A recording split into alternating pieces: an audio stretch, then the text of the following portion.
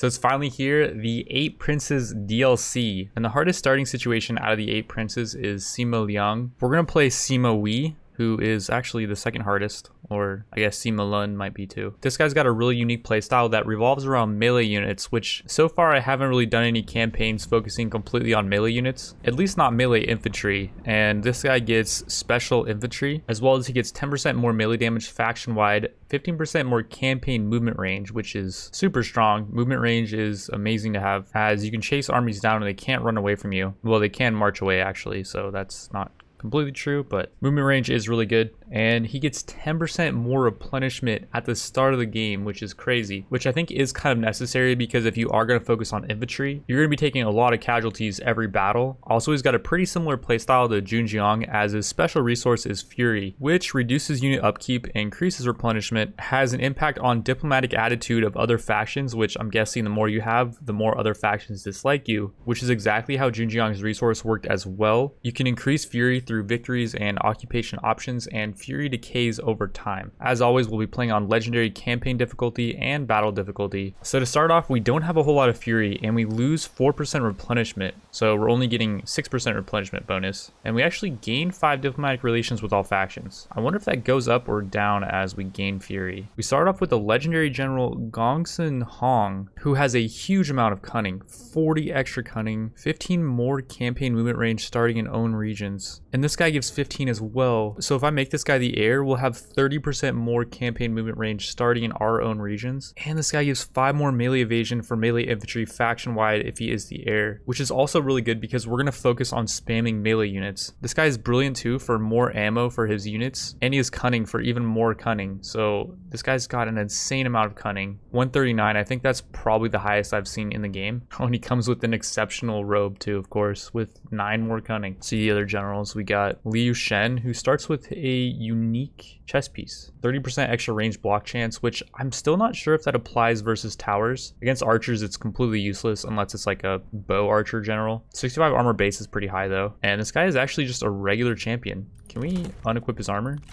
Oh, we can. So we can give that to anyone. We also get Kui Sheng, who is another legendary character with 40 more expertise and 10% more campaign movement range for, I guess that's just whatever's in his army. And 5% more melee damage if he is the heir. So that's what, like 40% more campaign movement range if we do start in our own territory. And if we do make him the heir, we get 5% more melee damage for melee infantry faction wide. But I think we probably won't make him the heir. We'll probably make Gongsun Hong the heir. I just don't understand why this guy has one of the hardest starting situations, because I don't know what the other princes are looking like, but this guy's looking pretty good for himself. We start with an insane combo of units too. Like we get these heavy spear cavalry cataprax, 2 of them, 2 Chu infantry, which are both really expensive, 225 per turn, and 2 Chu spearmen. I don't know, for some reason this guy just doesn't strike me as all that hard, but I'm guessing later on when we do gain more fury, it's going to reduce relations with other factions and they're all going to attack us, which is what's going to happen anyways because it's legendary, and at legendary every faction is pretty much out to get you. We also have 2 babies, Sima Fan and Sima Yi. I'm not sure how strong these guys are going to be, but I'm guessing they're going to be legendary just because when you have kids at the start, usually that means they're going to grow up to be pretty strong. At least that's how it worked for Ma Tang and Sun Jian in the vanilla version. And these kids are probably notable characters that are, I'm guessing, going to be beasts. They changed up the reform tree, at least for this guy, and by far the best one I think is this first tree that starts with military provisions. It gives us 5 military supplies, but then if we go down to like military farms, it gives us minus 10% retinue upkeep. Battlefield medicine gives 5% more replenishment. Field surgery, another 5% replenishment, and down here long-term coordination, 10% more ammo for all units and 15% more campaign movement range. So I feel like we're getting to the point where if enemies are going to try to march away, we can almost catch up to them with just our normal movement. Restarted around 5 times, and we picked up this local administrator, which gives some cunning authority and +4 noble support for the administered commandery. I don't know exactly what noble support does, but it might be really strong, so this item could be really good. And I also picked up this refined bodyguard, which gives 10 melee evasion to the retinue, which I thought was sick because if we give it to Sima Wei, that not only gives him 10% more evasion, but all of his units he has right now 10% more melee evasion, which allows them to completely avoid an attack. So I think that's really strong. But yeah, we're gonna fight this off by taking on Wei Guan, who is apparently the faction leader of a faction. We have an 8% chance of capturing him.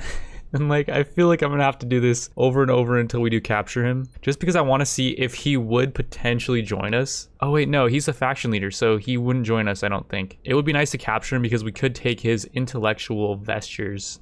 And yep, there goes the general. I'm not gonna kill him though, because I do want to capture him. Although if he does have resilience, if we do wound him, there's a much higher chance that we capture him. The enemy general falls. Let's just kill him and then we'll see. Because he is legendary and he's level 3, so like there is a good chance he has resilience. We killed him.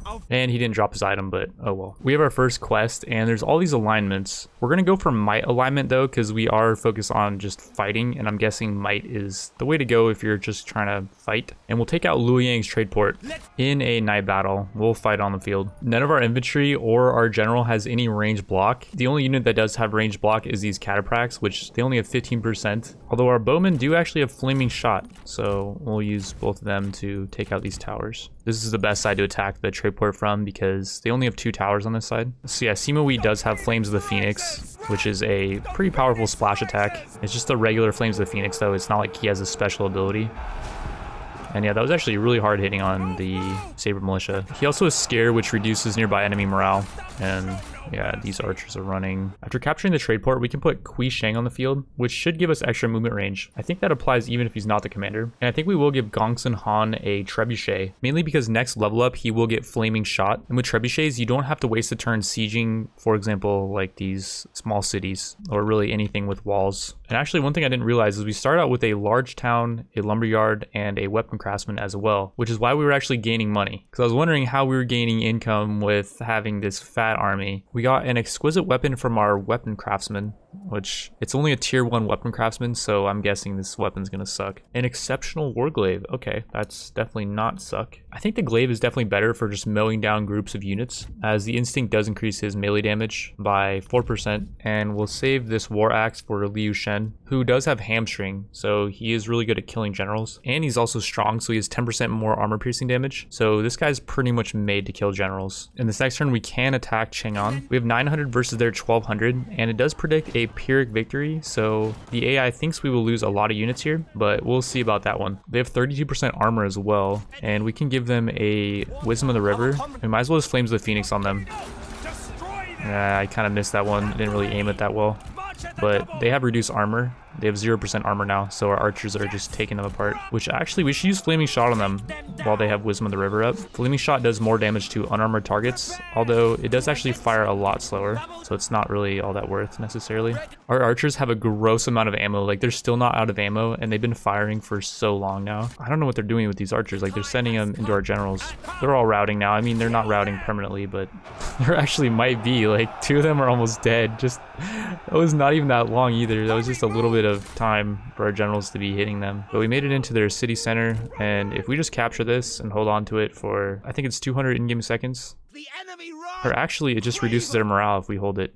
All of them are running. Oh, okay, there we go. We lost a couple units, like we did lose 65 units total, most of which were archers. And why did we only gain 3 fury for that when we gained 6 fury on the other battles, when this was like a lot bigger of a battle? Maybe it's just because we're at 106 fury, and maybe at this point we have to start winning more battles to gain more fury. I'm not really quite sure. And in our court, we have an obscene amount of candidates with like what looks to be really good armor. Sima Jian has an exceptional heavenly sword, an exceptional tycoon, and 2 refined items as well. We're just gonna pick this guy up because it's worth it just for his items, and we could literally just take his items and banish him if we want to, which we might actually do. Like, his traits are terrible for a commander. We do not need all that cunning. He costs 175 per turn. Yeah, I think we'll just not pay that and we'll banish him. We got 800 back for banishing him, so for all those items it only costed us 200. Also, we do start with an advisor slot open, which I guess is like the heir, and apparently we have to make Kui Sheng the heir in order to get his 10% extra campaign movement range and his 5% extra melee damage for melee infantry. The question is, do we want the damage for melee infantry and the extra campaign movement range, or do we want 5 extra evasion and 15% more campaign movement range only if we're starting in our own regions that we control? What I was thinking is that the 15% extra campaign movement range starting in own regions is going to be pretty solid because we're going to constantly be capturing territories, and so I think for the most part, we'll be starting our turns inside of our own regions. He also gives an extra 2 satisfaction, which I do like, and he gives +1 mind alignment per turn versus Kuisheng is wealth alignment. And with mind alignment, once we get to the next rank, we get 15% more research rate, which is going to make us research reforms quicker versus wealth alignment only gives 5% more income from all sources, which we don't really need income right now. We're not generating a whole lot. I think I would rather research reforms quicker. It was a really hard choice and I put a lot of thought into it, but I don't think I really needed to, mainly just because I can, like, for example, adopt Kuisheng, which is going to cost 4k, but if I do that, I can make him the heir, which we'll get all of his bonuses if we do make him the heir. I just don't know if Sima Fan's going to be any good, but he's only 5 years old. It's going to take a long time for him to become 18 years old, and until then he's completely useless. So I think the plan is we'll just save up till 4k, and like, I don't know if I want to spend all that money on making him the heir because there's so many things we have to do with our money right now. Like, for example, I decided to level up Luyang's trading port because where we're currently at, the coastal trading post only has a garrison of 2 archers and 2 saber militia. If we rank it up to the coastal trading port for, I think it was 2100, our garrison is now 6 archers and 5 saber militia, which is just going to make it so much easier to defend. And yeah, it's only giving us 30 more income, but I think that increased defensibility is going to be worth it. Assuming we do get attacked by something, like, I'm looking at the map right now, everyone nearby is friendly except for Tianzong, who we're about to take out right now, in fact, and we're going to attack his Jade Mine. He only has 391 units here, and delegating this is kind of tempting. Actually, you know what? We will delegate this because we are at such a good HP that even if we do lose some of our units, yeah, we only lost 38. We're going to replenish them all up next turn anyway, so it didn't even matter that we took some casualties. I picked up some extra archers for Gong Sung Han's army because he's just so good with archers and trebuchets. Like, he just has so much ammo, it's gross. I think with the rest of our money, though, we're just going to end up saving it, mainly because I want to wait till we can appoint an administrator at one of our towns. And once we have an administrator at, like, Chang'an, for example, that will reduce the cost of upgrading our buildings. Another quest, if we do want to go for more might alignment, it's actually going to take a lot more to get to the next rank up. Currently, we did just get our first rank up, so we have 5% more campaign movement range on top of all the campaign movement range we already have. And the next rank is going to give us actually a lot of bonuses, 10% more melee damage and 10% more movement range. But I'm thinking right now we're going to focus on mind alignment, and I just want to get that first rank up so we can get that 15% more research rate, just so we can get those techs quicker. It's not going to take that long because this is going to be 5, and then we only need 12 more mind alignment until we can get that rank up. We marched all the way from Chang'an to where we are now in 1 turn, which I think we had to cross a river twice. I'm not sure if that did affect our movement. Either way though, we're going to head towards Onding because this guy is not having the best attitude with us. We eliminated a faction that he likes, and we committed war atrocities against his friends, which I don't think we executed anyone. I guess we did kill a couple of their generals, but that wasn't really our fault. Like, that guy just wouldn't run. To be fair, we didn't have to kill the leader at the very start, and I think that was a war atrocity, but either way, the fact remains this guy does not like us, and we're going to attack him next. We are also barely at 4k, and we could adopt Kuisheng, or we could spend that 4k on units. But if we do spend on units, it's going to lower our income, so I think we're best off just adopting him here. And now we get 1 satisfaction, 5% extra melee damage, 1 starting rank for recruits, and 10% more campaign movement range. I think that was the play. If Sima Fan does turn out to be this amazing heir that has just crazy bonuses for our faction, we can always make him the heir, and it will upset Kuisheng, but we can always just make him the administrator or something, and he'll probably be okay with that. Gong Sung Han was randomly wounded, but the relation between Kuisheng and Gong Sung Han greatly increased, which is actually really good because they both have resilience. And so, like, for example, if we're against an insane foe and we're really outnumbered, we can just have, like, for example, the advisor get taken out, and because we have good relation between them, that will make Kuisheng enraged for even more damage. I'm not sure how much relation that actually did. Looks like now they're friends. I'm not sure exactly what they were before this event, but the higher relation they have, the more effective the enrage will be. And even though Gong Sung Han is wounded, we can still attack Onding. It's just a large town, and we can still fight it as a night battle even though he is wounded. The only reason why we wouldn't be able to is because he is the one that allows us to fight night battles, but it looks like it's not going to matter. We have 1273 against their 1k. The predictor actually does predict a decisive victory. This side is hands down the best side to attack into, as we're attacking into 2 towers, and it's pretty much a straight shot right into the center of their city. There's no inner towers that we have to run by. It is raining, so it is going to be harder to set their buildings on fire, but we're still doing a pretty good job at it. I do kind of want to just play this one really slowly like we did the last one, because we can do this so we don't take really any casualties for the most part. I do forget though, like, after this battle we can replenish, and we do have a lot of replenish rate, so there's really no reason not to send our units in and take a bit of casualties. Like, we don't want to have, for example, our catapraxy get completely wiped out and lose all 30 of them, but if we lose even just like 10, I think we'll get all of them back. They really only have a couple archer militia left. And after these G infantry captains started running, these guys started flashing as well. Oh yeah, they're about to run.